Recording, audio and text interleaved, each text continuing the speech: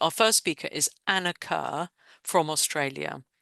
Anna Kerr is the Australian country contact for WDI and a founder and principal solicitor of Feminist Legal Clinic, Inc., which is a community legal service based in Sydney, which works to advance the human rights of women and girls with a focus on domestic violence and discrimination laws. And the title of Anna's talk today is Did Freemasonry Have a Role in the Roots of the Trans Movement? So thank you so much for speaking today, Anna, and over to you.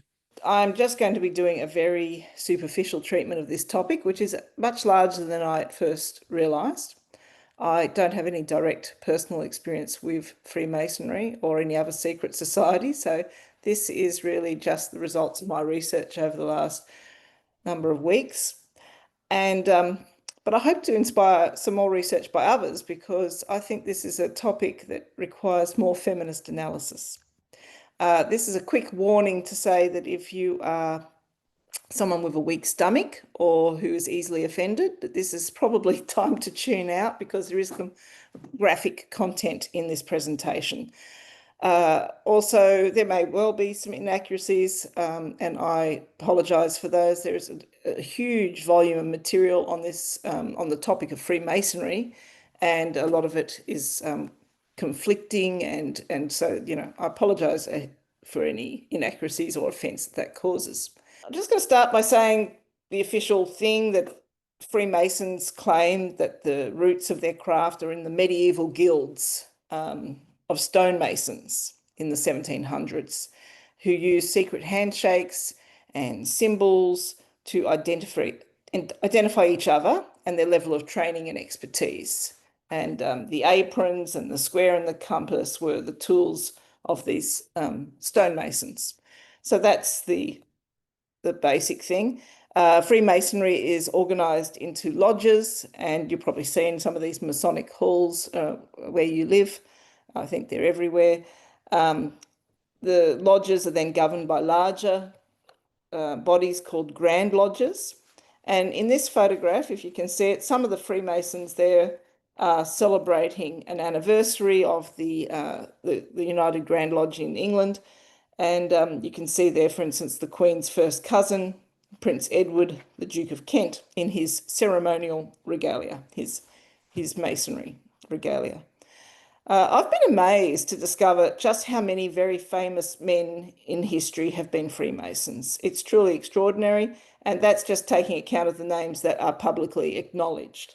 Certainly in the Western world, it seems that if a man was famous, there's every chance he was a Freemason. I hadn't looked into that before, so a lot of the names were a surprise to me.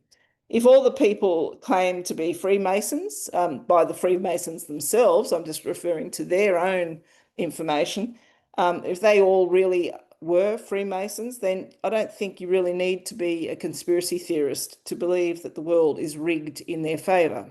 If you Google, top 5 artists, top 5 scientists, top 5 musicians, etc., you'll find that a lot of these individuals are apparently Freemasons, or were apparently Freemasons.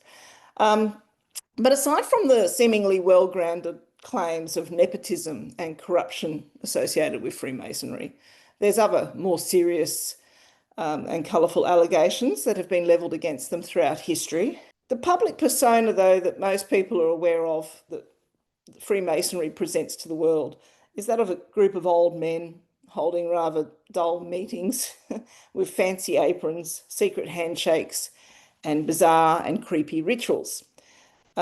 Masons themselves claim to be focused on self-improvement and philanthropic work, and indeed they do continue to do a lot of operate a lot of charities. And I had a look at that, and there's certainly plenty of charities still operating that are operated by the Freemasons. So they've got plenty of dosh. But if that's all they do, why is it still so secretive? So there are lots of groups. So this list is just a few of the numerous offshoots and affiliated organisations associated with Freemasonry. There are many sort of copycat groups as well as appendage organisations set up with the purpose of providing a place from where they can recruit further Freemasons. So while Freemasons are perhaps the largest, oldest and best known group, They are only one of a menagerie of weird and wonderful clubs and societies that cater to secret men's business. And I say men's business because although it's true that there are forms of Freemasonry and affiliate groups that cater for women and girls, as you can see from this list, in Anglo-American Freemasonry, as opposed to continental Freemasonry, women are still largely excluded. Even when they do have their own groups, they apparently are often only permitted to meet when there are males present. So some of you may have direct experience with this and correct me, but this is just what my reading tells me. So sure, different types of Freemasonry, the rules are different, but it seems to be females aren't generally permitted to attend all the equivalent male functions. Fundamentally, these are fraternal societies. That's what they historically were set up as, to provide supportive brotherhood for men. And by their nature, they require men to keep secrets from the women in their lives as much as anyone else. So Freemasonry is often said to have been popular with returned soldiers, and perhaps that's because these groups provided confidentiality and unconditional brotherly love for men who are processing the trauma of wartime and the guilt associated with their complicity in violence. So Masonic groups are no longer limited to Protestant Christians, but can be found all across all cultures, religions, and political affiliations. Freemasonry does not claim to be a religion itself, but it certainly draws on symbolism and mythology from not only the Bible, but there's also elements from Islam, Judaism, and Eastern religions. Further, it would seem that there's a number of religions, such as Mormonism, that have been established by individuals who were originally Freemasons and which contain Masonic rituals. So, however, while Freemasons themselves claim to welcome members from all religious traditions, the favour is not necessarily returned. So, for example, there is without doubt hostility towards Freemasonry from the Catholic Church, which has several times banned its members from joining as Freemasons and has set up its own rival secret societies, such as Opus Dei. So at Jimmy Savile's funeral, for example, the men in regalia there were apparently not Freemasons. They were Catholic Knights of St. Columbus, who seemed to wear very similar regalia as the Freemasons and also like to turn up for funerals. So we can only speculate whether Savile's particular tastes were nourished within this secret society, and we'll probably never know because it's a secret. It seems clear that together with mainstream religions, Masonic societies have played a significant role in creating and maintaining patriarchal interests, not only by ensuring unequal treatment of women, but also through the accumulation of power through secrecy, deception, and violent threats, at least threats, if not more. So their symbol of the square and compass has a G in it, and the G is said to stand for God or geometry or perhaps grand architect of the universe. Others say that it represents the word gnosis, which refers to secret spiritual knowledge. The Gnosticism also has the potential to apparently save your soul, but also upset the mainstream Catholic Church as a bit of a bonus there. So Gnostics challenge authority and the existence of an objective reality. To that extent, they sound a bit like postmodernism. The Catholic Church seems to hate the Gnostics because they keep on harping on about some discarded gospels written by Mary Magdalene and others, which suggest that God was female, or at least androgynous. So these are the books of the Bible which the Catholic Church chose to discard, and then someone seems to have dug up some more copies somewhere in Egypt in 1945, which is terribly awkward. So it's no wonder they want to keep all this information secret from women, and I think really the Catholics and the Masons seem to be together on the need for secrecy from women for whatever reason. So certainly Freemasonry and Gnosticism share many symbols. They themselves agree on that. Many Gnostics have initiation rites and other rituals where they seek to achieve altered states of being and release the divine spark, which they believe is trapped in their material body. Some sects believe liberation comes through radical freedom, including breaking social and moral norms. And so we can only hope that this doesn't involve raping and eating babies, as has been alleged historically by the Catholic Church, as well as more modern conspiracy theorists. So just because these Gnostic and Masonic cults exclude women and keep secrets, that doesn't really necessarily make them terribly much different from the Catholic Church itself. And we all know how pure and safe that organisation is. Okay, so Masonic initiation rites have historically been referred to as riding the goat. No one seems to be quite sure why that is, although the Freemasons themselves deny the involvement of livestock. I have no idea, but this figure here, Baphomet, or the sabbatic goat, seems to be a winged hermaphrodite, which is often depicted with a pair of breasts. And this symbol is apparently associated with the Knights Templar. And although it cannot be formally established that Freemasonry arose out of the traditions of the Knights Templar during the Crusades, there's a great deal of romantic Masonic folklore and mythology that does claim that that is their origin. The Knights Templar were, of course, ultimately accused of heresy, blasphemy, idolatry, homosexual practices, and financial corruption by King Philip IV of France, who was apparently greedy for their money, and as well as the Pope. And in 1307, their leaders were arrested and burnt at the stake in a very Christian manner. So in view of this history, perhaps it is understandable that the Freemasons like to keep a low profile. And I notice in some of the material I've been reading through that in Africa, some people have coined a term anistocracy to refer to members of society who participate in Freemasonry and practice who are believed to practice what they regard as transgressive forms of sexuality in order to enrich themselves.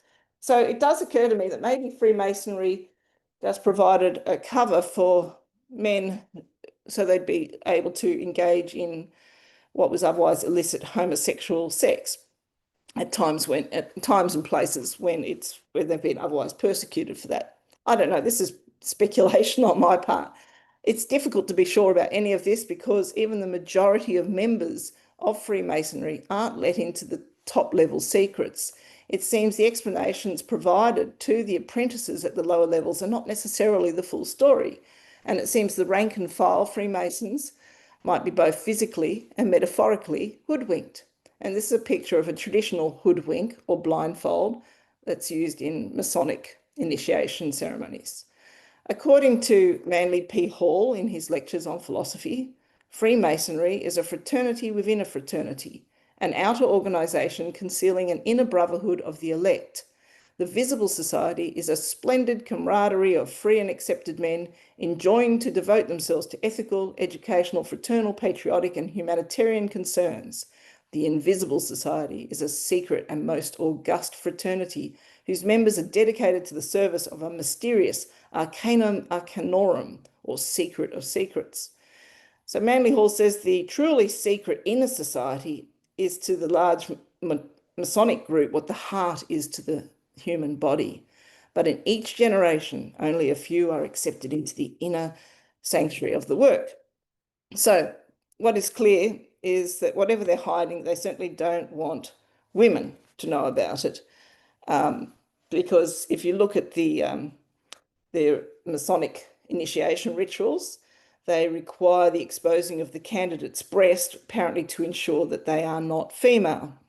Interestingly, however, they are willing to retain men as members of male lodges, even when they have subsequently identified or transitioned to women, which suggests that Freemasons still know it's not really possible to change sex. The intention to exclude women is also evident in their traditional blood-curdling oath of the Master Mason, which, among other things, includes vows not to aid nor be present at the initiation of a woman. Obviously, they also promise other things, including keeping each other's secrets, promising not to cheat or defraud each other, not to have illegal carnal intercourse with each other's wives, mothers, sisters, or daughters, not to strike a fellow Master Mason, and to help fellow Masons when they are in distress. This is no doubt what Freemasons claim to be the personal development and moral training that they provide to their members. It is somewhat disturbing they are not specifically bound to follow these rules in relation to the rest of humanity, only in relation to their brothers. here you can see some of the penalties that go with breaking these oaths. The penalty that a Master Mason agrees to if he should break his oath is no less penalty than that of having my body severed in two, my bowels taken from thence and burned to ashes. The oaths vary according to the specific degree. So for an entered apprentice, the oath is merely no less penalty than to have my throat cut across from ear to ear, my tongue torn out by the roots, and my body buried in the rough sands of the sea, a cable tow's length from the shore. And then for fellow craft degrees, it's no less penalty than to have my left breast torn open, my heart and vitals taken from thence and thrown over my shoulder, over my left shoulder. So all this reminds me of pirate talk. It's something out of Robert Louis Stevenson's novels. And sure enough, Robert Louis Stevenson was a Freemason, and the skull and crossbones were in fact well-known Masonic symbol, as well as being now adopted, of course, by the famous fraternity at Yale University, which is again an offshoot of Freemasonry. But while we might scoff at all of these oaths, rituals and symbols and secret handshakes as schoolboy nonsense, carried out now, it seems, by largely geriatrics, but we should bear in mind the knowledge that men really can be very bloodthirsty and capable of these kinds of unspeakable acts. And it was interesting in the material I was reading, there were several books talking about Jack the Ripper being a Freemason. It seems there's significant evidence that the mutilations of his victims were inspired by these Masonic oaths. So all the victims had their throats cut. One was severed in two. Another had their bowels burnt to ashes, which seems pretty specific to me. Another had their heart ripped out with their vitals thrown over their shoulder. A compass was engraved on one victim's face, and Masonic graffiti was left at the scene. It seems to me that there clearly was a bit of a cover-up, that this wasn't all quite obvious and made more obvious at the time. But anyhow, I've obviously digressed from the main topic. So we all know that there's crazy cults that have existed that engage in mind control and sexually motivated violence. But I hear you ask, what could this possibly have to do with the trans movement? But seriously, for me, the eye-opening information was just how many cults, religious or otherwise, borrow from Masonic traditions and can trace their origins to a founder who belonged to the Freemasons. So I could spend a lot of time on that, but I'm not even going to get started other than just to note how often they like to refer to themselves as the family and how often there are reports of sexual abuse of children. So I think people are probably familiar with this pattern of cults run by sexual predators that demand unquestioning loyalty and conformity and the use of psychological manipulation to achieve this. And I'd let people draw their own conclusions about all of that. So back to specifically the origins of the trans movement. So Karl Baer was a German-Israeli author and social worker who is claimed to be the first individual to undergo a female-to-male sex change operation in 1906. While not technically a Freemason, Karl Baer was director of the Berlin Lodge of B'nai B'rith, which is a Jewish fraternity modelled on Freemasonry. It was established at a time when Jewish people were experiencing difficulty being accepted into Freemasonry due to anti-Semitism. It continues to operate today, and its members have included many significant individuals, including Sigmund Freud, various Prime Ministers of Israel, as well as some non-Jewish people, including President Harry Truman, who was also a Freemason, and worked with Winston Churchill, also a Freemason, to establish Israel after World War II. I was interested to read that Einstein, who was offered the presidency of Israel, was also a Freemason. Anyhow, again, I'm being distracted. Karl Baer provided a first-person account of being raised as a girl in his book, Memoirs of a Man's Maiden Years, written under the pseudonym N.O. Body. This book was very popular when published in 1907, was twice made into a film in 1912 and again in 1919. He was hailed as the first trans person to successfully have changed his sex on a birth certificate and to be granted the right to marry. Except that none of this is true because he wasn't trans and it wasn't a sex change operation at all. This is because he was raised, although he was raised as if he were a girl, In fact, he was always a boy, just a boy born with a disorder of sexual development, hypospadias. So he shared his experiences of being raised female while he was feeling as if he were a male with German physician and sexologist Magnus Hirschfeld, who collaborated with him in publishing his book. And Hirschfeld then went on to write further books on the subject and continued to operate a practice in Berlin through the 1920s, which was like a hub for trans people. He was arguably the first advocate for transgender rights. However, under Hitler, his Sexology Research Institute was looted, his books were burned, and he was forced into exile. Now, before that happened, he happened to be very lifelong friends with Harry Benjamin, who used to visit his Sexology Research Institute on a regular basis and then went on to experiment on men's genitals back in New York. Benjamin then published what became the first textbook on transgender medicine in 1966. And in 1979, he founded the Harry Benjamin International Gender Dysphoria Association, which is the precursor to the present-day WPATH. He also hosted its first conference and set up the first standards of care that same year. So 1979 was a big year. I noticed in the introduction that apparently that's when Janet Raymond wrote her book, The Transsexual Empire, as well. It was also the first Australian conference on transsexualism and it was the year that the Australian and New Zealand Committee on Transsexualism was founded. However, in Australia, the real progressive hub was at that time in South Australia, where we had a very progressive premier in Don Dunstan.